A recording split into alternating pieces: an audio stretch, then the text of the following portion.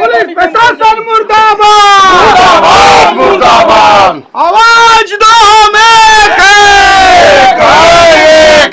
अनुराग के हत्यारों को, अमन के हत्यारों को सीधा तो पैर में गोली मारा, सीना में गोली मारा। पुलिस उनके 8 जब आपसे बात हुई थी तभी पकड़ लिया।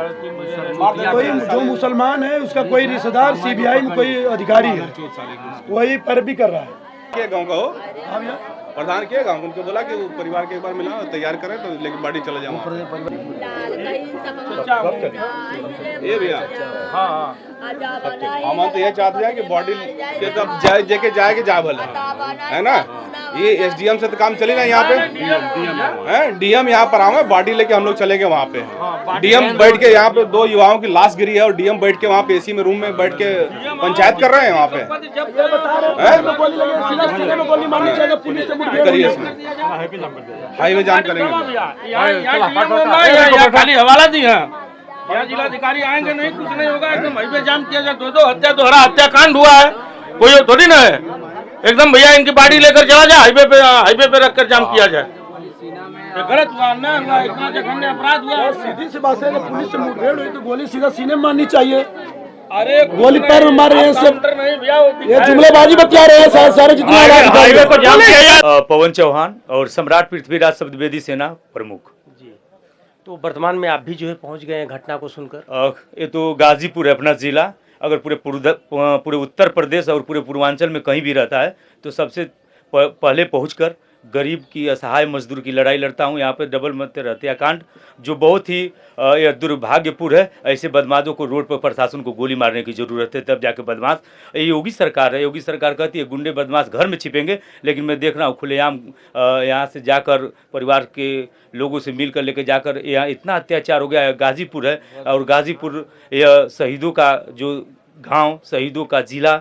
देश में सबसे पहले अगर किसी जिले का नाम आता है तो गाजीपुर का है। और गाजीपुर में बदमाश घूमे, खुलेआम गोली मारे, यह कभी बर्दाश्त नहीं होगा। और अगर प्रशासन उनको नहीं मारती है तो रोड पर उतरकर उनको मारने के लिए पवन चौहान और इनकी टीम और नौजवान खड़ा होंगे। जब तक परिवार को न्याय नहीं मिल जाता है हम लोग चुप नहीं बैठेंगे। 2 लोगों का इनकाउंटर हुआ है, हम लोगों को भी यह मालूम है, लेकिन अगर हम लोग इस तरह अगर नहीं टाइट रहते। 24 घंटा नहीं बीता और पुलिस अपना जो है दिखा दिया सर। अभी एक फरार है और उसके साथ 3 और अपराधी हैं जो घूम रहे हैं, लिप्त हैं, जो पाए जाएंगे, जो उन चिन्हित करे जाएंगे। अगर उनके बदमाशों के घर पे अगर बुलडोजर नहीं चलता है तो हम लोग उत्तर प्रदेश सरकार के भी खिलाफ हो जाएंगे। और उत्तर प्रदेश सरकार, मुख्यमंत्री योगी आदित्यनाथ जी से मेरा निवेदन है, ऐसे परिवार के लिए जहाँ आप हर जगह अगर गरीब रहता है ऐसा उनके परिवार को बदमाशों द्वारा गोली से भूना जाओ, उनके परिवार को चलाने के लिए आप एक नौकरी देते हैं 50 लाख रुपया, तो मेरी भी मांग है अनुराग सिंह उर्फ धोनी के परिवार को, एक अमन चौहान जो हैं उनके परिवार को, तब जाकर हम लोग शांत रहे। बदमाशों के ऊपर इनकाउंटर, अगर हाफ इनकाउंटर हुआ है, फुल इनकाउंटर करने की ज़रूरत है, तब जाकर इस परिवार को न्याय मिलेगा, इस गांव को न्याय मिलेगा, इस क्षेत्र को न्याय मिलेगा और बदमाश तब जाके आहत में आएंगे। पुलिस वालों ने सर 24 घंटा के अंदर जो है रिस्पांस दिया है, रिजल्ट दिया है और 2 लोगों का जो है हाफ इनकाउंटर भी हुआ है। सर पुलिस वालों ने इनकाउंटर किया है, मैंने खबर को देखा है, लेकिन क्या इससे परिवार की संतुष्टि हो जाएगी? आप बताएं, आप एक पत्रकार हैं। सवाल इस बात का है सर कि मान लीजिए जो है कि हमारा प्रशासन जो है इस तरह की दुर्घटना हो गई, दुर्घटना हुई, यहाँ पर हत्या हो गई। अच्छा, यहाँ से बैठा के ले जाया जा रहा है लड़के की, जो है वहाँ पर हत्या कर दी जा रही है। और दोनों लड़के जो है हमें देखने में ऐसा लग रहा था कि वो सब नाबालिग रहे होंगे। उनकी उम्र 16-17 साल, 16 मतलब मान लीजिए बहुत होगा 18-19 साल रहा होगा, नियर अबाउट इतना रहा होगा। तो ऐसी स्थिति में पुलिस तो आपका साथ दी, जो क्रिमिनल था, क्रिमिनल को ऑन स्पॉट पकड़ना और 24 घंटा न बीतना, रिजल्ट दे देना है, तो इसके लिए संतुष्ट नहीं है सर आप? नहीं, मैं आपको काउंटर एक जवाब देता हूँ। उत्तर प्रदेश में सूबे के मुख्यमंत्री हैं योगी आदित्यनाथ जी। उनका साफ कहना है कि जो उत्तर प्रदेश में यदि गुंडई करेगा या फिर अपराध को बढ़ावा देगा, हम उनके खिलाफ जीरो टॉलरेंस की नीति के अंतर्गत डायरेक्ट ऑन द स्पॉट काम करेंगे, जैसा कि उन्होंने किया है। मैं आपको बताना चाहता हूं, मैं अपने उत्तर प्रदेश के सूबे के जो मुख्यमंत्री हैं योगी आदित्यनाथ जी, उनका भ्रष्टाचार के खिलाफ पहला एक्शन है। मतलब प्रथम प्राथमिकता उन्होंने जब वो मुख्यमंत्री बने थे तो उनका यही कहना था कि हम भ्रष्टाचार अपने प्रदेश में होने नहीं देंगे।